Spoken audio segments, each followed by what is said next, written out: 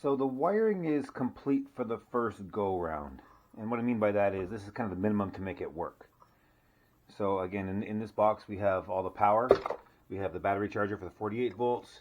We have the 48 volts to 12 volts. We have all of the fuses mounted, and this is not going to get fastened in. I was going to make a bracket for this, but A, there's no room for it, and B, it needs to kind of be shoved out of the way when the top goes on, and you'll see why. So it needs to, it's just going to sit in here, and I think it's going to be fine. The battery for the steering, the charger for the battery for the steering. This is the main relay that's going to turn everything on when you turn this key on. So you'll be able to put a key in here. Actually this. So this key is going to go in, and then this will be the main power for the whole thing. But when you turn it on, all this wiring goes through the bottom, through the hole in the bottom, and comes out through this hole in this next box.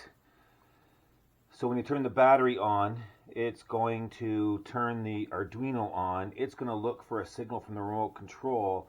If it sees one, it's going to turn this relay on, which turns the power on to the speed controller.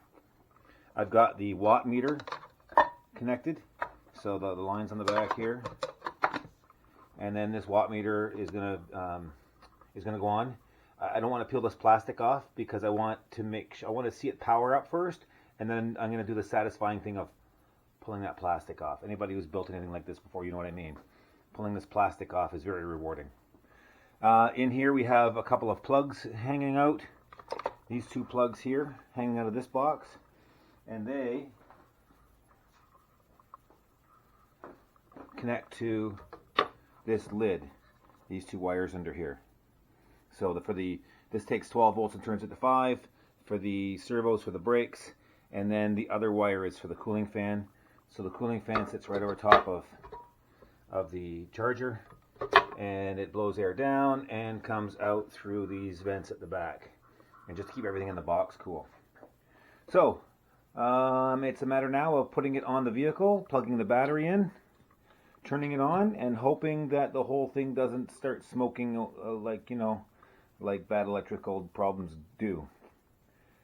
So wish me luck.